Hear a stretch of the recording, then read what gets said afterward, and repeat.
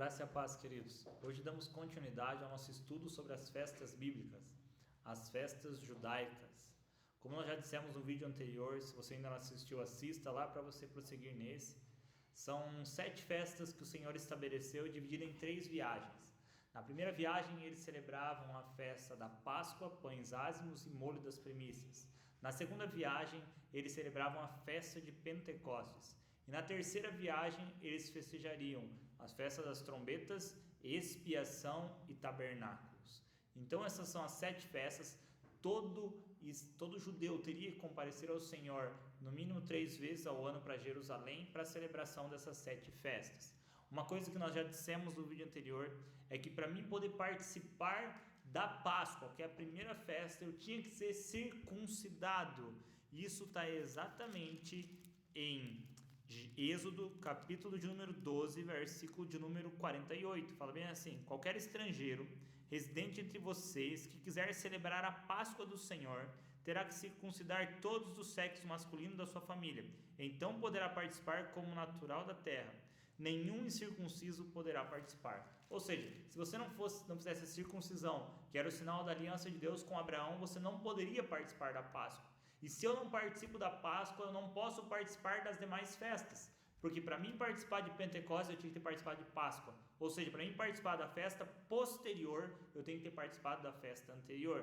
Isso remete também a algo que nós fazemos hoje. A ceia do Senhor, nós já dissemos isso no vídeo passado. Quem não é batizado poderia participar?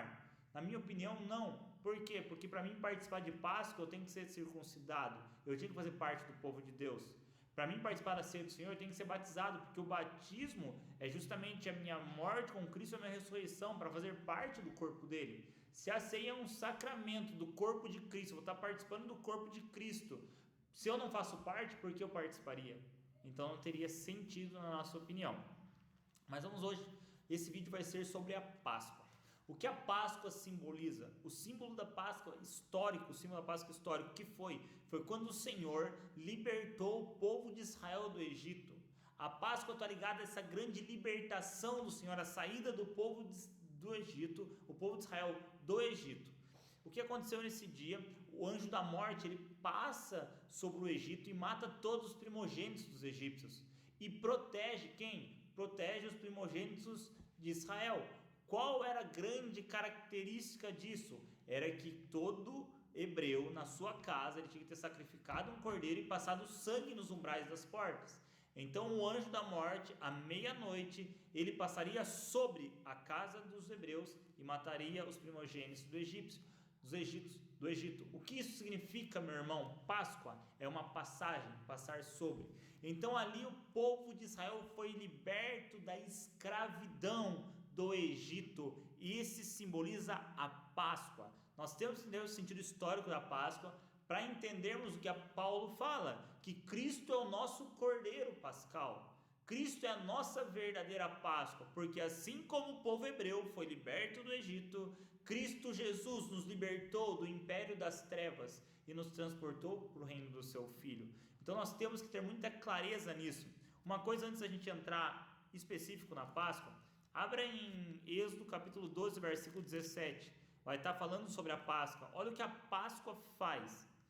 Celebrem a festa dos pães sem fermentos, porque foi nesse mesmo dia que eu tirei os exércitos de vocês do Egito. Ou seja, a Páscoa, ela transforma escravos. Até aquele momento o povo hebreu era um povo escravo no Egito, mas a Páscoa, ela transforma escravos em um grande exército. Então a importância de participarmos da Páscoa, de entendermos o que significa a Páscoa.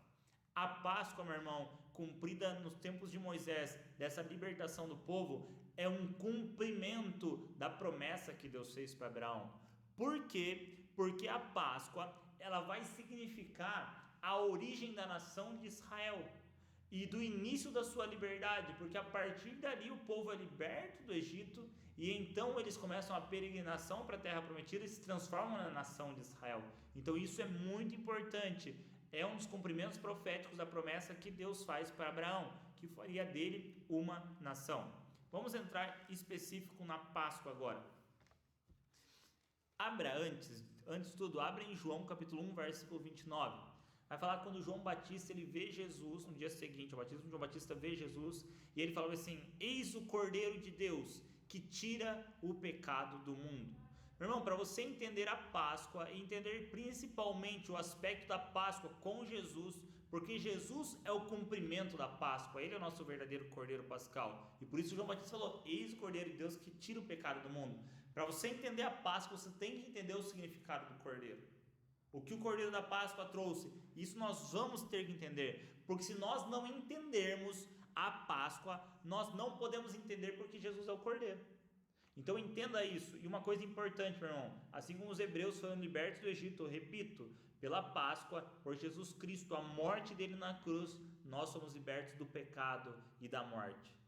Meu irmão, nós estávamos mortos em pecados e delitos. Por meio de um homem entrou o pecado no mundo, e pelo meio do pecado a morte, mas por meio de um homem, Jesus o Cristo, trouxe perdão dos pecados, libertação e nos deu vida. Ou seja, o nosso Cordeiro, Jesus Cristo, providenciado por Deus na Páscoa, porque Jesus morre exatamente no dia da celebração da festa da Páscoa, e ele faz a expiação dos nossos pecados.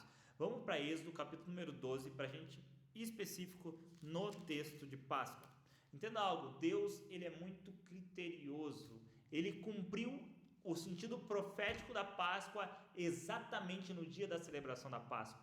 A festa de Páscoa do Êxodo é uma figura que vai representar o que Jesus Cristo faria. Isso é muito profético, meu irmão. A gente vai ver que em todas as festas que nós vamos estudar durante esses vídeos, você vai ver que Deus cumpre a figura. Ele cumpre profeticamente exatamente no dia de festa, no dia da festa.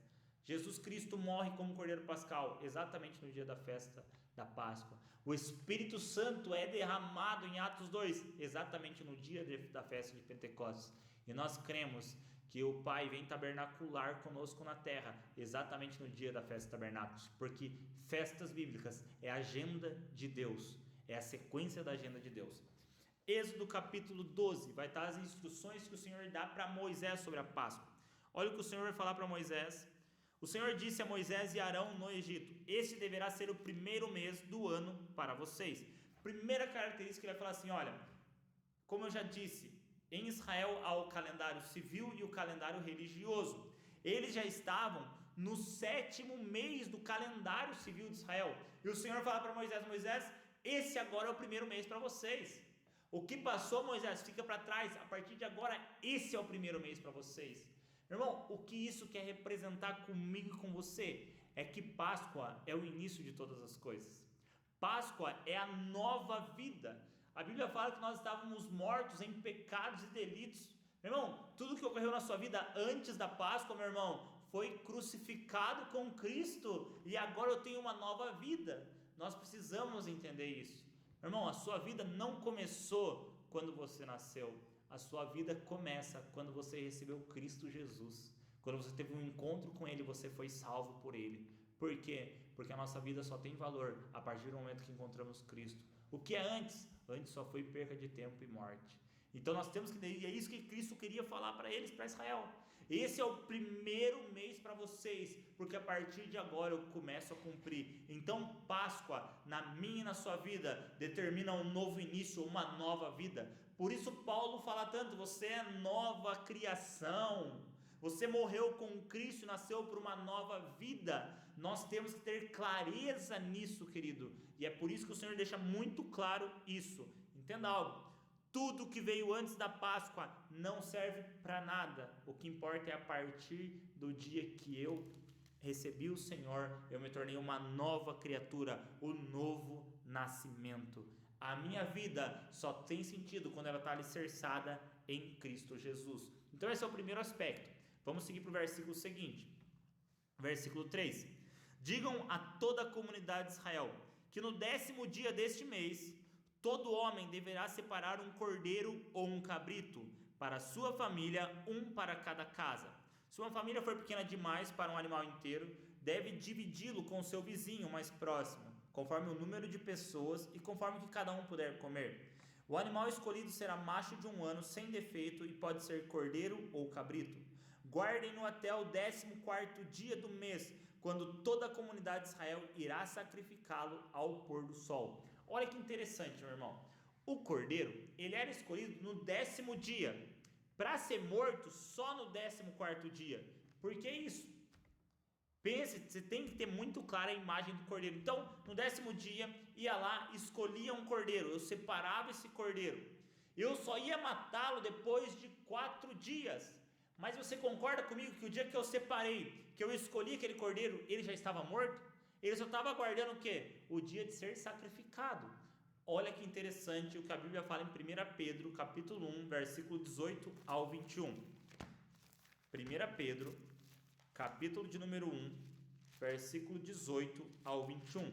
A Bíblia fala bem assim: pois vocês sabem que não foi por meio de coisas perecíveis, como prata ou ouro, que vocês foram redimidos da sua maneira vazia de viver, transmitida por seus antepassados, mas pelo precioso sangue de Cristo, como de um cordeiro, sem mancha e sem defeito, conhecido antes da criação do mundo, revelados nestes últimos tempos em favor de vocês. Pedro, ele traz muito claro que como um cordeiro, sem mancha e sem defeito, remetendo o quê? A Páscoa. Olha só o que ele fala: conhecido antes da criação do mundo, revelado nesses últimos tempos em favor de vocês. O que Pedro está falando? Ei, Cristo Jesus já havia sido escolhido, conhecido como cordeiro antes da criação do mundo, para ser revelado somente agora.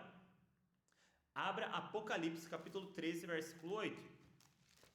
Grava essas informações que vai ser importante. Apocalipse 13, versículo 8 fala bem assim: todos os habitantes da terra adorarão a besta, a saber, todos aqueles que não tiveram seus nomes escritos no livro da vida do Cordeiro, que foi morto desde a criação do mundo. O que a Bíblia fala, tanto em 1 Pedro, quanto em Apocalipse, que o Cordeiro, que Jesus já havia sido escolhido como Cordeiro antes da criação do mundo. Ou seja, Jesus já estava morto antes da criação do mundo. Por quê? Porque ele já tinha sido escolhido como cordeiro. Assim como o cordeiro na Páscoa era escolhido no 10º dia e ia ser morto só no 14º, Jesus Cristo foi escolhido antes da criação do mundo, para ser morto naquele exato momento, no dia da festa de Páscoa. Agora vai para 2 Pedro capítulo 3, versículo 8. Olha o que 2 Pedro capítulo 3, versículo 8 fala: um dia para o Senhor são como 1000 anos, e 1000 anos como um dia. Meu irmão, entenda algo. Os pais da igreja, eles dizem que de Adão a Abraão se passaram-se 2000 anos. De Abraão até Jesus, 2000 anos. Opa, vamos analisar o que Pedro falou. Um dia como 1000 anos e 1000 anos como um dia. O que isso quer dizer? Um dia da criação equivale-se a 1000 anos do homem. Então, olha que magnífico. O Senhor Jesus foi escolhido antes da criação do mundo, 10º dia, para ser morto quando? No 14º dia. Quantos dias passariam? 4 dias. Um dia da criação como 1000 anos do homem. Então passaram-se 4000 anos. De Adão a Abraão, 2000 anos. De Abraão até Jesus, 2000 anos. Dá exatamente 4000 anos. Então por isso o Cordeiro, ele foi escolhido antes da criação do mundo. Grave isso na sua mente, querido. Então, Cristo Jesus foi morto antes da criação do mundo. Por quê? Porque depois de 4 dias, depois de 4000 anos, ele seria sacrificado naquele dia, ia ser a cruz. E Cristo Jesus cumpre Páscoa exatamente no dia de Páscoa. Isso é muito magnífico. Abra Lucas capítulo 22, versículo de número 1. A gente vai analisar esse texto de novo, mas só para a gente ter uma clareza, desde o início desse vídeo, eu quero que você tenha uma clareza que o quê? Que Jesus ele morre exatamente no dia de Páscoa. Você vai no capítulo 22, versículo 1. Estava se aproximando a festa dos pães sem fermento, chamada Páscoa. E se você for continuar lendo aqui, vai ter toda a conspiração de Satanás induzindo Judas à traição, a ceia do Senhor, quando ele está celebrando a ceia, ele vai para o Monte das Oliveiras. Aí o que acontece? Jesus vai ser preso, vai ter todo o processo de julgamento de Cristo até que ele seja morto. Jesus, ele morre exatamente no dia da Páscoa. Quando eles estavam celebrando a figura, o próprio Cordeiro Pascal estava sendo morto. É algo que a gente precisa entender, meu irmão. Abra um texto que eu acho muito interessante. João, capítulo de número 18, versículo 28. Olha que interessante isso. Eu já falei isso no vídeo passado, mas só para a gente dar uma reprisada. Jesus está ali nesse processo de julgamento dele para ser morto. Olha só o que fala o versículo 28. Em seguida, os judeus levaram Jesus na casa de Caifás para o pretório.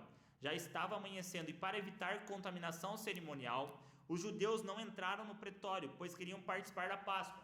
Entenda algo, os judeus estavam ali levando Jesus para ser morto e não quiseram entrar para quê? Para não ficassem impuros, para que pudessem participar da Páscoa.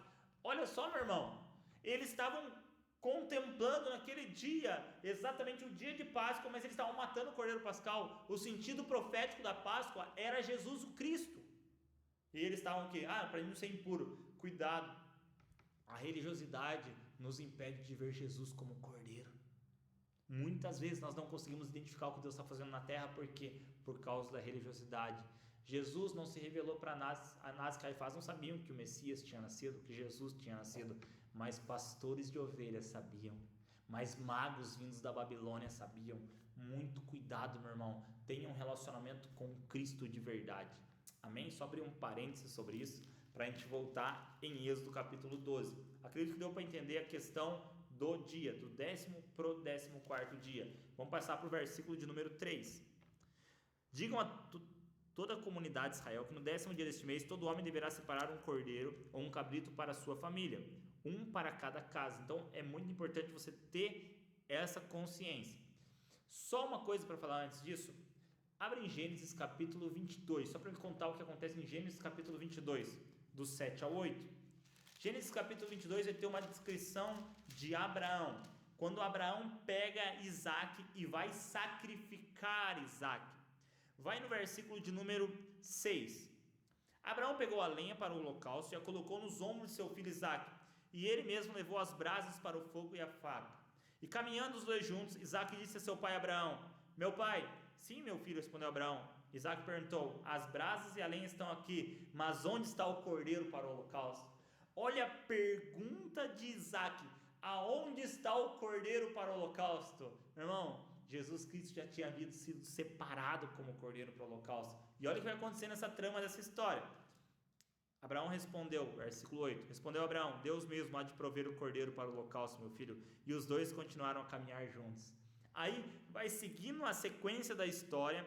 Abraão vai lá, ele prepara o lugar, ele constrói o altar, arruma a lenha, amarra Isaac. Então quando ele vai estender a mão para matar e pega a faca para sacrificar Isaac, o anjo do céu grita: Abraão, Abraão, eis-me aqui. Aí o que acontece? O anjo fala no versículo 12: não toque no rapaz, diz o anjo, não lhe faça nada. Agora sei que você teme a Deus, porque não me negou o seu filho, o seu único filho. Versículo 13: Abraão ergueu os olhos e viu um carneiro preso pelos chifres num arbusto. Foi lá pegá-lo e sacrificou como holocausto em lugar de seu filho. Meu irmão, sabe o que Jesus fala em João capítulo 8, 56, 58? Jesus fala assim: Abraão viu o meu dia e se alegrou. Abraão já tinha visto que o cordeiro já havia sido separado para o sacrifício e era Cristo. Meu irmão, Cristo Jesus é o cordeiro pascal que foi sacrificado em nosso lugar, e Abraão viu esse dia. Olha que glorioso. Por quê? Porque Jesus já havia sido morto antes da criação do mundo, o cordeiro separado, escolhido. Vai para o versículo volta para Êxodo capítulo de número 12, versículo 5, para a gente continuar vendo o que o Senhor está estabelecendo para Moisés. Versículo 5: o animal escolhido será macho de 1 ano, sem defeito, e pode ser cordeiro ou cabrito. Lembra que a gente leu em 1 Pedro, que fala o quê? Que Jesus, pelo sangue do cordeiro, sem mácula, sem defeito. Irmão, então qual é a grande característica do cordeiro da Páscoa? Ele não podia ter defeito nenhum.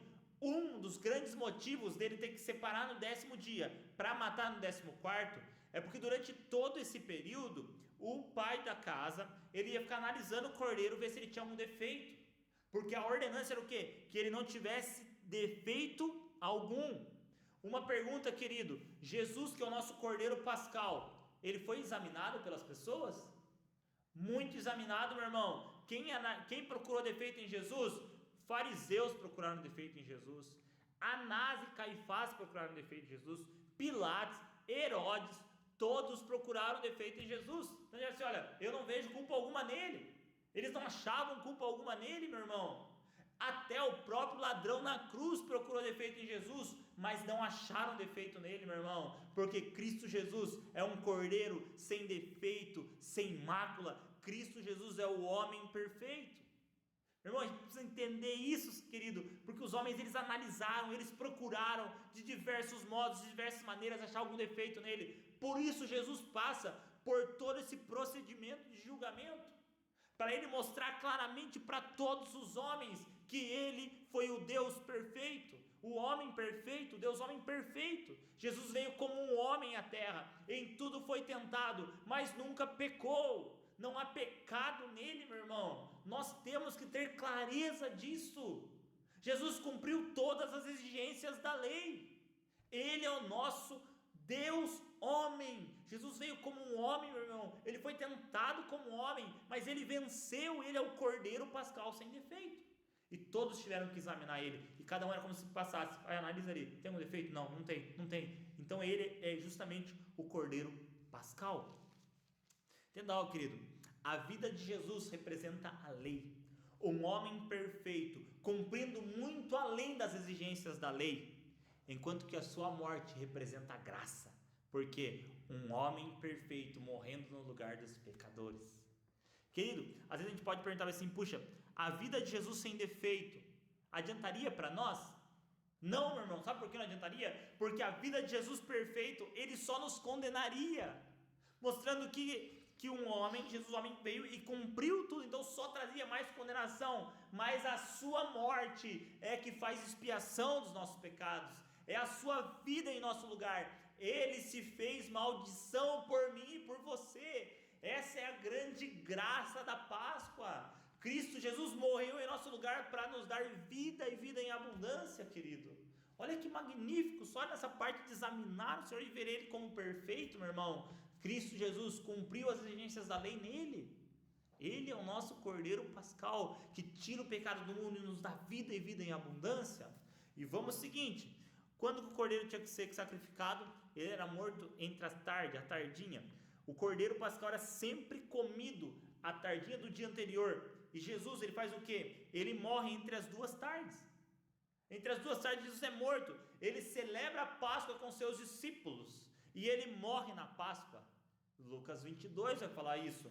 Então, Jesus, ele morre exatamente no dia de Páscoa. Isso é glorioso, querido. Por quê? Às vezes a gente acha que desvalorizava a Páscoa. Mas a Páscoa é uma celebração. Não, meu irmão. Mas Jesus veio cumprir exatamente no dia de Páscoa. Cristo Jesus, ele cumpre. Deus, ele é criterioso com as datas das festas. Então ele cumpre exatamente nas datas das festas. Por isso, quando tem uma festa hebraica, nós não somos judeus, a gente já falou isso no vídeo anterior, não queremos judaizar as coisas, mas fique atento, meu irmão. Será? A Bíblia fala que Cristo vai vir no soar da trombeta.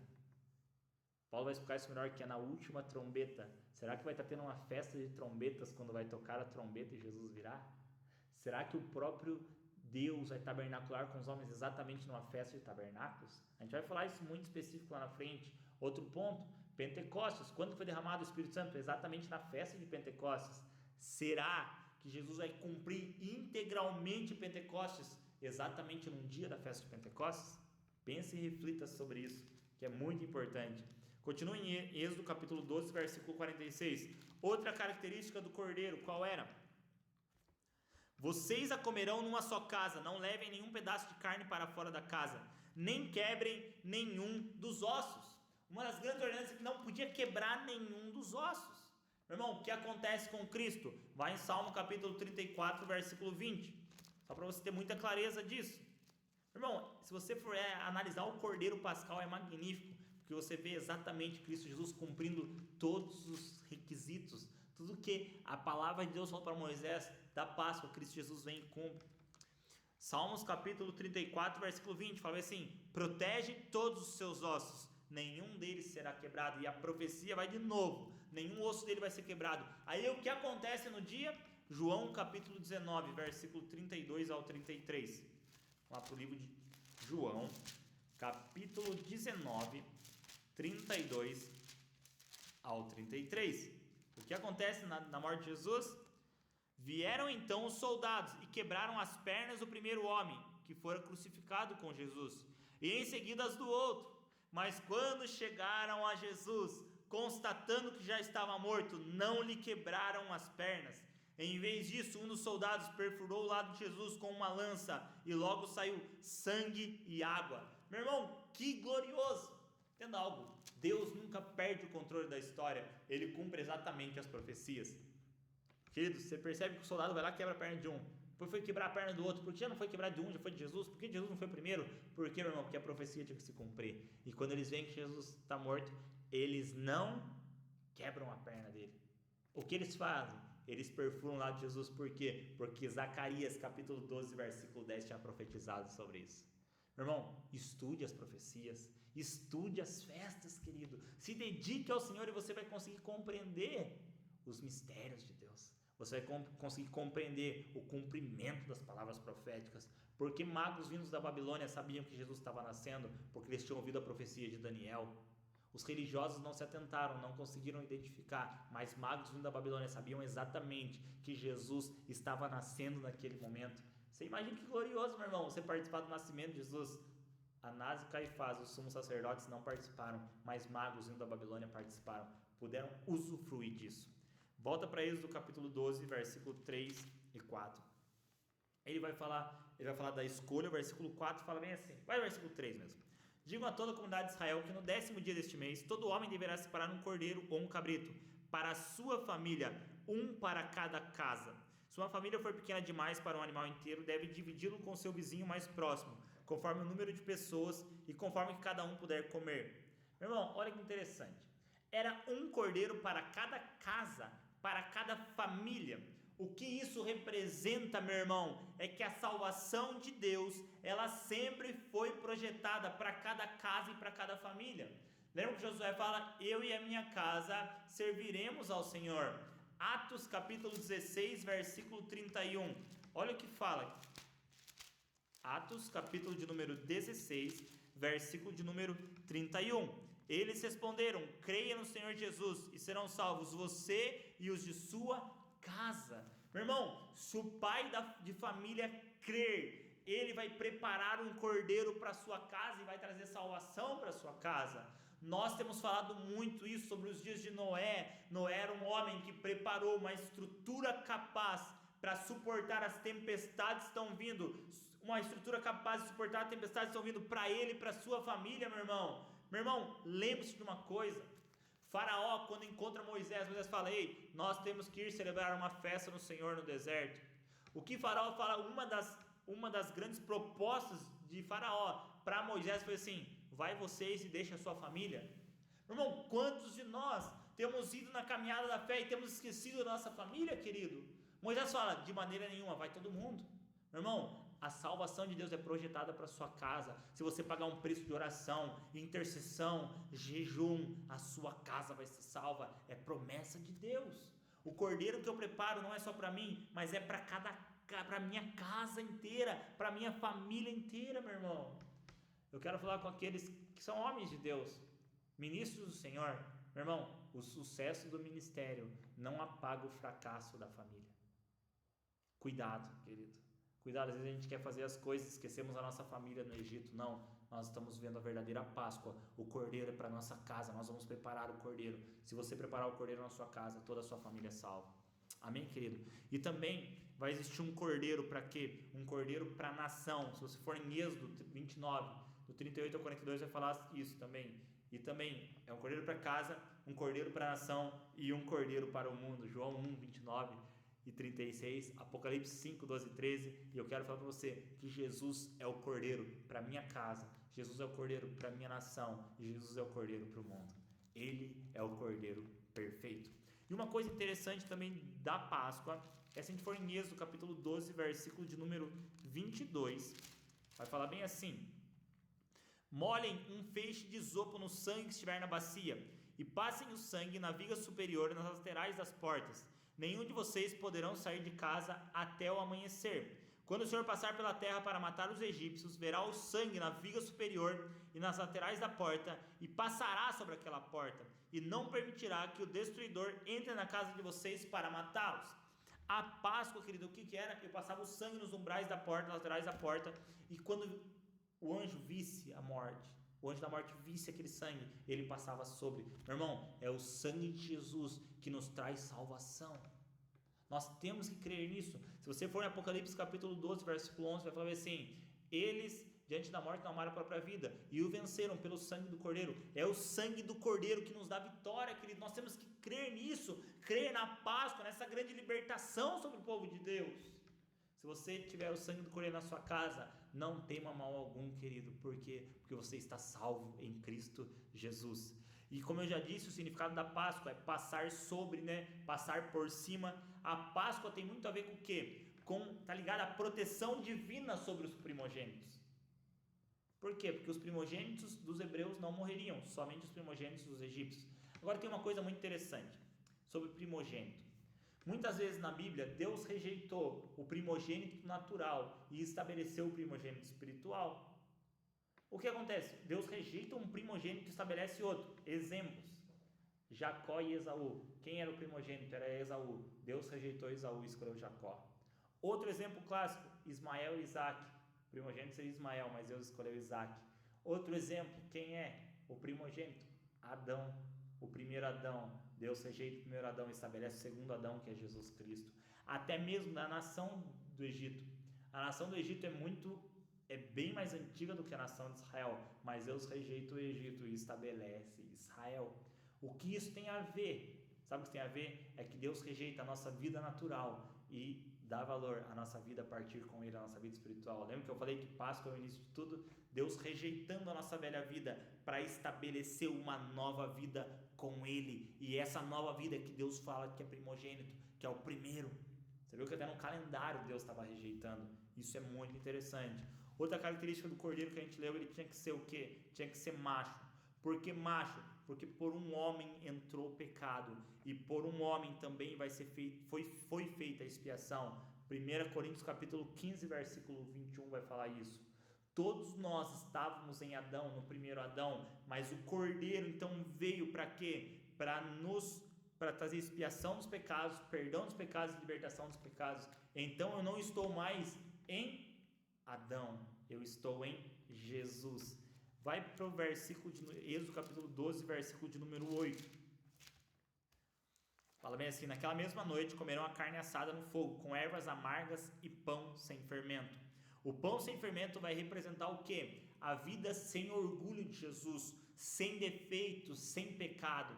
A gente vai falar no próximo vídeo sobre a festa dos pães ázimos, você vai ver o que significa o fermento. E as ervas amargas, vamos falar sobre o quê? Sobre as ervas amargas do cordeiro assado, fala do quê? Do sofrimento de Jesus, o quanto Jesus sofreu, meu irmão, na cruz por nós. Vai no versículo 10 ao 11. Não deixem sobrar nada até pela manhã. Caso isso aconteça, queimem o que restar. Ao comerem, estejam prontos para sair. Cinto no lugar, sandália nos pés e cajado na mão. Comam apressadamente. Esta é a Páscoa do Senhor. Por que Jesus mandou eles comer apressadamente? Conceito histórico, por quê? Porque ia passar o anjo da morte, matava os egípcios, logo em seguida Faraó e os egípcios iam empurrar os egípcios: saiam, hebreus, saiam da nossa terra. Meu irmão, eles tinham que comer apressadamente, porque era a festa do Senhor, celebrando essa festa assim. Então eles tinham que estar prontos para sair, cinto no lugar, sandália nos pés, cajado na mão. Comam apressadamente, porque vocês estão sendo libertos. Meu irmão, isso você precisa entender. A Páscoa é o início. Eu tenho que prosseguir na minha vida. Muitos de nós paramos na Páscoa e ficamos comendo a Páscoa. Ai, eu sou um pecador, Cristo Jesus, a graça dele me salvou. Que delícia, que gostoso, é maravilhoso, meu irmão. Nós não precisamos fazer nada para ser salvos. Cristo Jesus nos salvou pela graça, não tem mérito nenhum seu, e nós ficamos ali, que delícia, que maravilhoso, meu irmão. Olha o que a Bíblia fala: não podia sobrar nada, o que sobrasse você tinha que queimar. Sabe o que eu quero falar para você, meu irmão? Quando você tiver um encontro com o Senhor, é uma nova vida. Ei, toda a sua velha vida deixa para trás, coma da Páscoa do Senhor e avance para pães ázimos, porque pães ázimos é um processo de santificação e de pureza. Chega, meu irmão, de sermos crentes imaturos, que ficamos só no processo da salvação. Não, se o objetivo de Deus fosse te salvar apenas, Ele te mataria no dia seguinte. O objetivo de Deus é te preparar para que você possa reinar com Cristo. Meu irmão, Páscoa é só o começo. Muitos cristãos pararam na salvação. Salvação tá louco de bom? Não, meu irmão. A Páscoa não é para ser comida assim. A Páscoa é para ser comida apressadamente. Por quê? Porque tem uma terra prometida para entrar. De verdade, meu irmão, se a sua vida é cheia de pecado, cheia de impureza, meu irmão, você tem que queimar as suas ligações com o passado, queime as suas pontes com o passado e avance no Senhor. É uma nova vida. Nós deixamos a malícia, deixamos as impurezas. Por quê? Porque temos uma nova vida. Eu celebro a Páscoa, eu como do Cordeiro, eu desfruto do sangue do Cordeiro e eu avanço, meu irmão. Paulo sempre deixava isso claro, esquecendo das coisas que para trás ficam, eu avanço para as que estão diante de mim. O problema é que nós queremos sempre estar na Páscoa, porque na Páscoa é tranquila, Deus faz tudo por nós.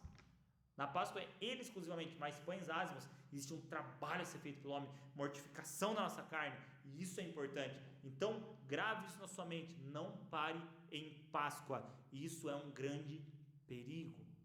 Muitos têm parado em Páscoa, só Páscoa, é salvação, salvação, salvação, salvação. Não, meu irmão, avance. Nós temos que preparar o caminho para o retorno de Jesus. Também outro aspecto que a gente fala da Páscoa é sobre o sangue.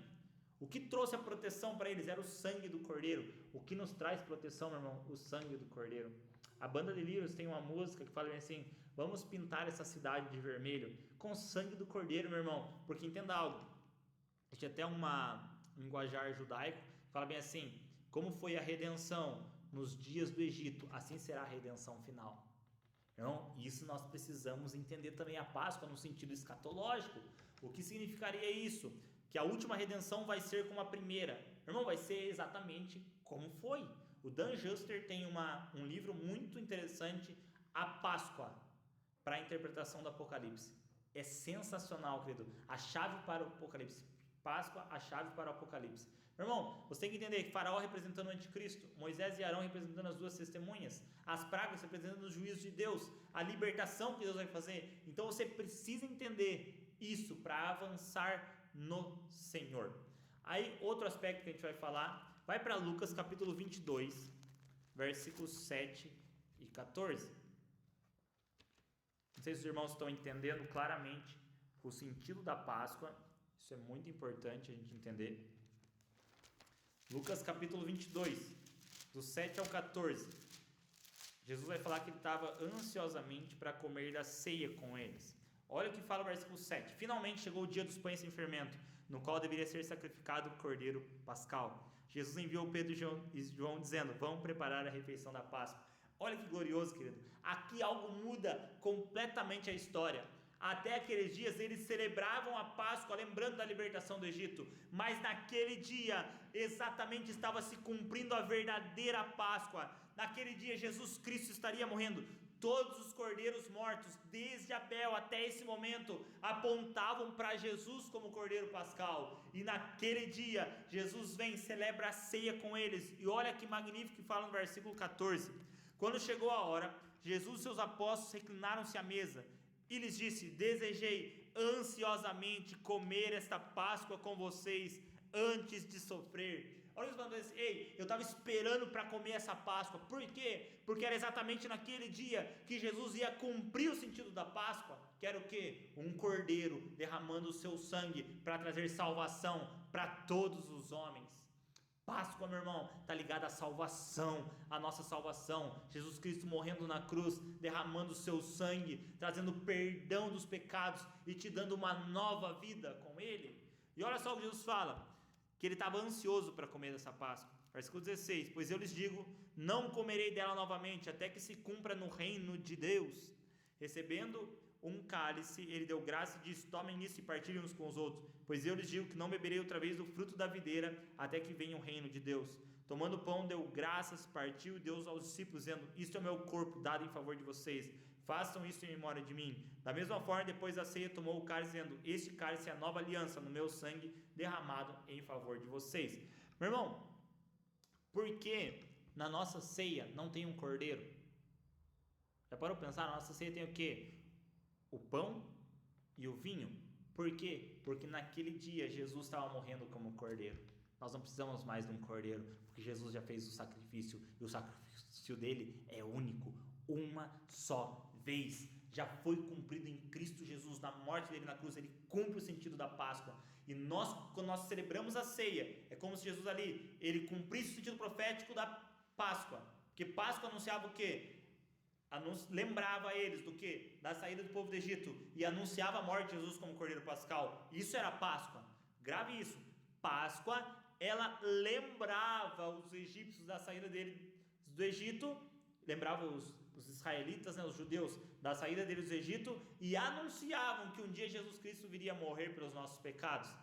Aí Jesus chega na Páscoa, ele cumpre esse sentido, e agora ele fala na ceia, que vocês vão celebrar a ceia, lembrando de Jesus até que ele venha. Paulo vai falar isso em Coríntios. Vocês celebram a ceia em memória dele. Memória do quê? Quando nós celebramos a ceia, nós lembramos o que ele fez naquele dia de Páscoa. Ele morreu na cruz. E anunciamos o quê? Anunciamos que um dia ele virá, porque ele disse que não beberia mais o fruto da vide, até que chegasse o dia que ele beberia conosco no reino de Deus. Então Jesus, meu irmão, hoje ele não bebeu mais o fruto da vide, porque ele está esperando para beber com a gente. Então, quando Jesus voltar, nós vamos celebrar a ceia com ele, o cumprimento profético da ceia. Nós vamos beber do fruto da vide com ele. Meu irmão, para a gente encerrar esse vídeo, a gente tem mais 10 minutos para a gente poder encerrar. Páscoa vai estar muito ligada à salvação, querido. Efésios 2, versículo 8 ao 10, é importante a gente ler esse texto. Efésios capítulo 2, do 8 ao 10, vai falar bem assim: pois vocês são salvos pela graça, por meio da fé. Isso não vem de vocês, é dom de Deus, não por obras, para que ninguém se glorie. Porque somos criação de Deus, realizada em Cristo Jesus, para fazermos boas obras, a quais Deus preparou antes para nós as praticarmos. Eu preciso falar uma coisa para você, meu irmão. A salvação é pela fé, pela graça, por meio da fé. E isso não vem de vós, é dom de Deus. Entenda algo: nenhum homem pode salvar pela obra. Tudo que você faça, meu irmão, não traz salvação para você. A salvação é exclusivamente pela fé, pela graça, somente pela graça. Às vezes eu vou ter que... Alguns falam assim: ele está pagando pelos pecados dele. Me perdoe, querido, é impossível você pagar pelos seus pecados, porque os seus pecados, o único que pode pagar pelos seus pecados é o sangue de Jesus Cristo. Só ele que poderia fazer esse sacrifício por nós, e ele fez isso por nós. Mas eu quero trazer muito isso agora nesse contexto, é para saber se você foi salvo realmente. Uma pergunta que diversas cartas dos apóstolos vão estar recomendando: será que vocês foram salvos realmente? Entenda algo, meu irmão: a salvação é pela graça, mediante a fé, não tem obra nenhuma. Só que entenda algo: somos justificados só pela fé, mas a fé que justifica, ela nunca está só. Meu irmão, tem tido muito erro em relação a isso. As pessoas acham: não, é só pela fé, mas não tem mais. Meu irmão, entenda algo: a fé que me justifica, que me salva, é a mesma fé que me santifica. Calvino já falava que a fé que justifica, ela nunca vem só. Ela sempre traz o quê? Ela traz a fé que me justifica, ela traz santificação. Todos os patriarcas, Paulo fala isso, todos os homens de Deus repetem isso. A fé salvadora será sempre seguida de mudanças da conduta de vida do homem. Você participou da Páscoa, meu irmão? Se você participou da Páscoa, você teve uma nova vida, e automaticamente você vive conforme o padrão dessa nova vida. A fé genuína sempre será acompanhada de boas obras. Eu sou salvo somente pela graça, mediante a fé. Eu não sou salvo pelas obras, mas eu sou salvo para a realização de boas obras. Um cristão verdadeiro, ele vai ter evidências que a fé salvadora estava na vida dele. Como? Através da sua conduta de vida, através das suas obras, ele demonstra se ele foi salvo ou não. Mas nunca se esqueça, meu irmão, que você não é salvo pelas obras, é só pela fé. Mas a fé que nos justifica, que nos salva, ela nunca está só, ela sempre traz santificação. Cristo a ninguém justifica, salva, que ao mesmo tempo não santifique. Vamos abrir alguns textos para a gente ter muita clareza nisso. 2 Coríntios capítulo 5, versículo 17. Muito importante esse texto.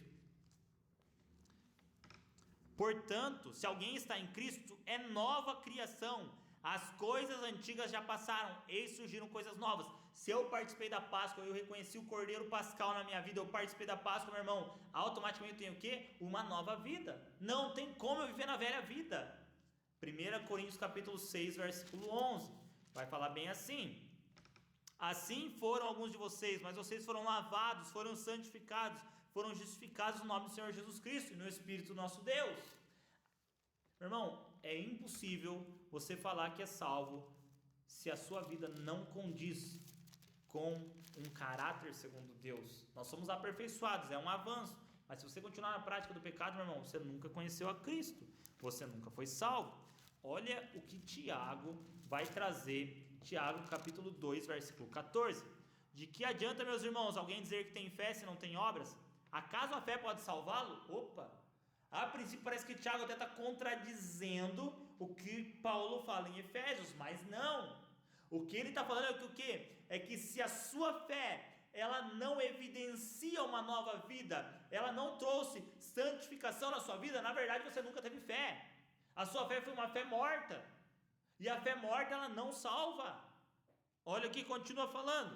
No versículo de número 15. Se o irmão ou irmã estiver necessitando de roupas e do alimento de cada dia, e um de vocês disser, vá em paz, aqueça-se, alimente-se até satisfazer-se, sem poder dar nada, do que adianta isso?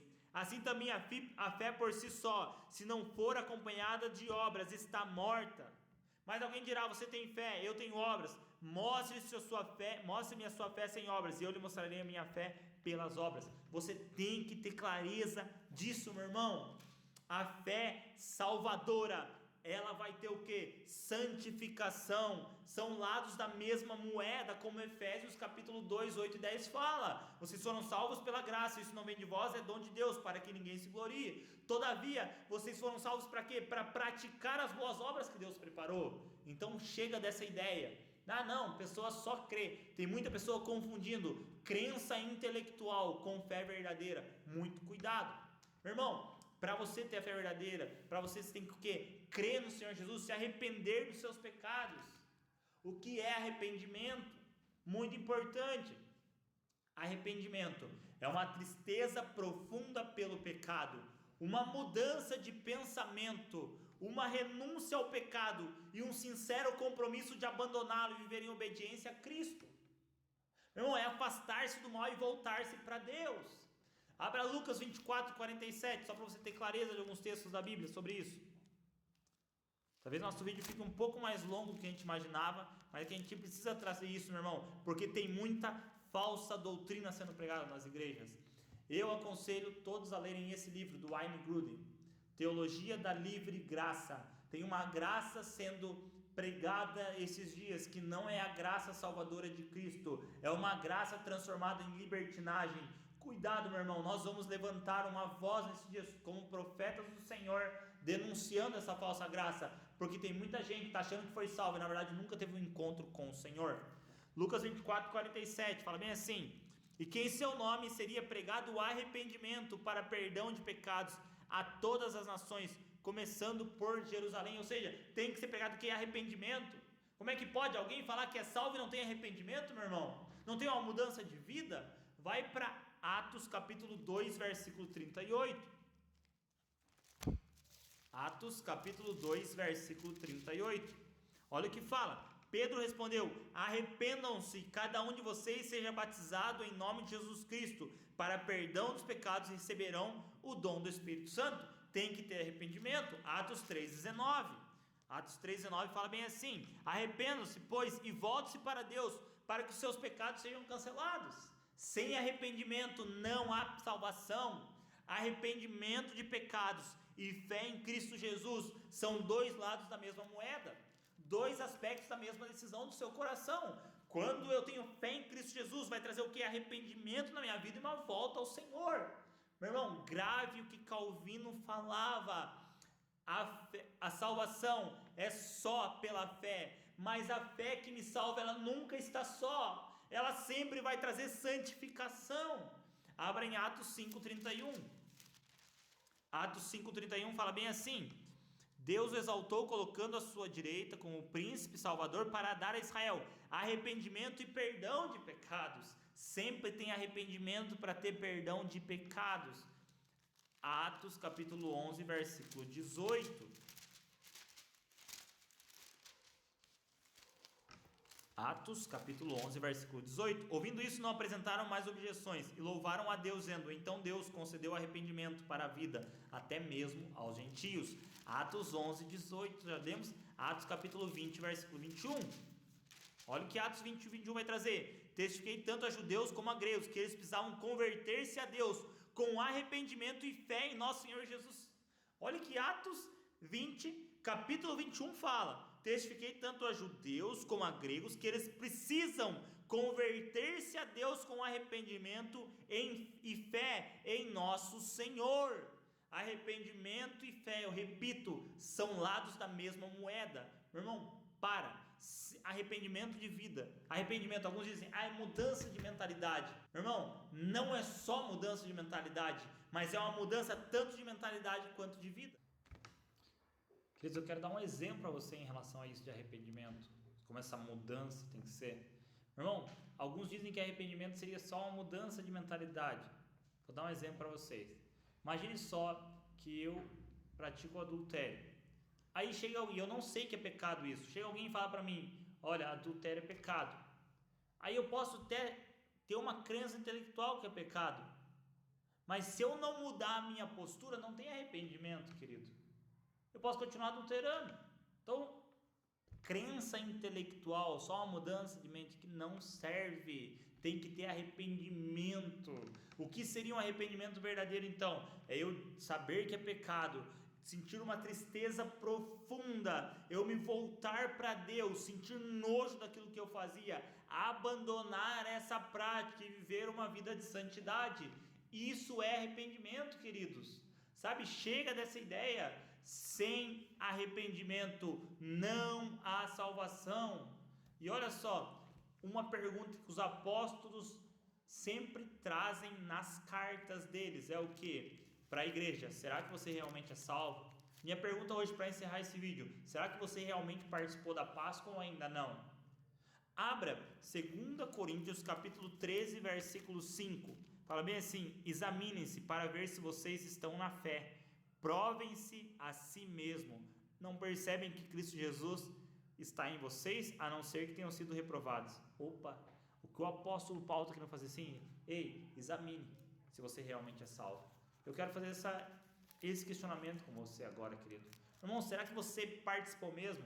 Entenda algo: crença intelectual não serve. É a mesma coisa chegar aqui para alguém, para qualquer pessoa, um ímpio, falar assim: você acredita que Jesus morreu lá? Acredito. Acredita que acontece isso? Acredito. Mas se ele não teve um arrependimento, não é uma fé verdadeira, é somente uma crença intelectual. Crença intelectual não é igual à fé salvadora. Vamos lá para 1 João capítulo 2, versículo 3 e 6. Olha o que 1 João traz, eu acho magnífico esse texto. 1 João capítulo 2, versículo 3 e 6. E aí eu quero que você analise se você participou da salvação de Cristo ou ainda não. Será que a fé que você teve foi uma fé verdadeira? A salvação é somente pela graça, mediante a fé. Isso não vem de vós, é dom de Deus. Mas será que você teve essa fé salvadora? Essa fé verdadeira? Porque Cristo a ninguém salva que também não santifique. Grave isso. Olha o que 1 João capítulo 2, versículo 3 fala: sabemos que o conhecemos se obedecemos aos seus mandamentos.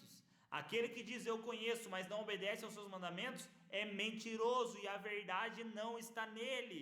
Mas se alguém obedece sua palavra, nele verdadeiramente o amor de Deus está aperfeiçoado. Dessa forma sabemos que estamos nele. Aquele que afirma que permanece nele deve andar como ele andou.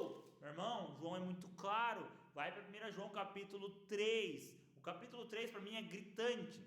Versículo 2: amados, agora somos filhos de Deus, e ainda não se manifestou o que havemos de ser, mas sabemos que quando ele se manifestar, seremos semelhante a ele, pois o veremos como ele é.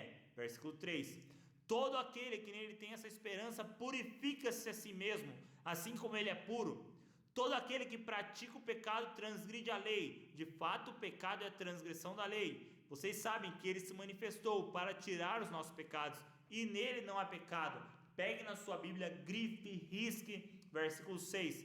Todo aquele que nele permanece não está no pecado.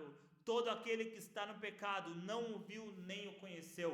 Me perdoe, meu irmão, se você continua numa vida de pecado, você ainda não, uma prática do pecado. É diferente a gente pecar, a gente vai pecar, que seja um acidente de percurso, mas nós não permanecemos na prática do pecado. Se você permanece na prática do pecado, João vai falar o quê? Que você nunca ouviu nem o conheceu. Entenda não, meu irmão, nós temos dito isso sempre. Não é mais o que eu acho, o que você acha, o que tal pessoa acha, é o que a Bíblia fala, ok? Não é a nossa opinião, é o que a Bíblia fala. E a Bíblia fala: todo aquele que nele permanece não está no pecado. Todo aquele que está no pecado não ouviu nem o conheceu.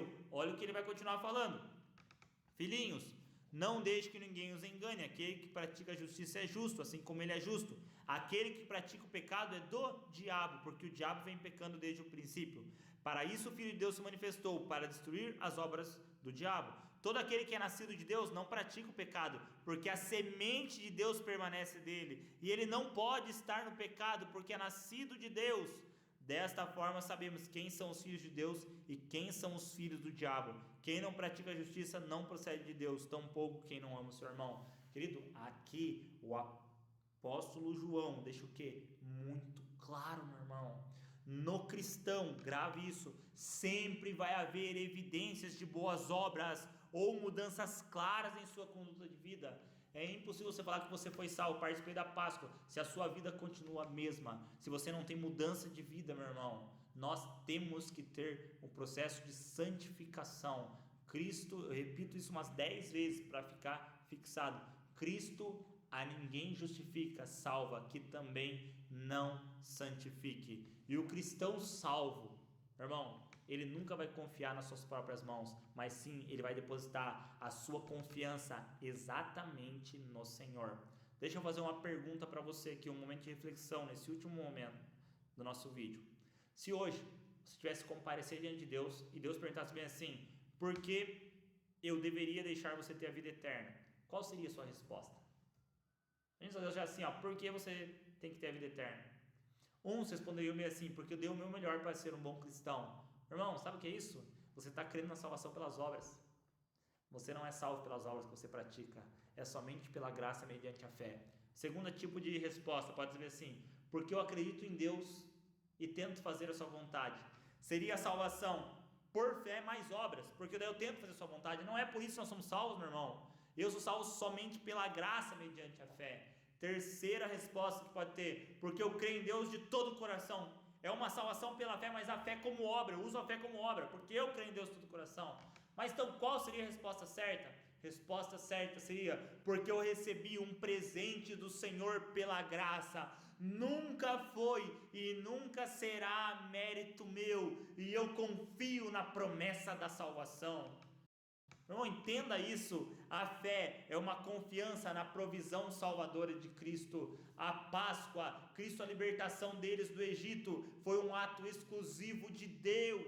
E é isso que Ele faz com a gente na Páscoa, meu irmão. Que nesses dias, querido, você tenha um entendimento: eu não pratico boas obras para ser salvo. Eu pratico as boas obras porque as boas obras são reflexo da minha salvação. A fé salvadora sempre vai ser acompanhada de mudança de vida e boas obras que vão acompanhar os santos. Sabe? Que você reflita sobre a Páscoa, meu irmão. Principalmente que Cristo Jesus é o nosso Cordeiro Pascal. Que Ele morreu para perdoar os nossos pecados e para nos dar vida e vida em abundância. E todo aquele que nele crê não perece, mas tem a vida eterna. Que Deus te abençoe. Porque eu recebi um presente do Senhor pela graça. Nunca foi e nunca será mérito meu, e eu confio na promessa da salvação.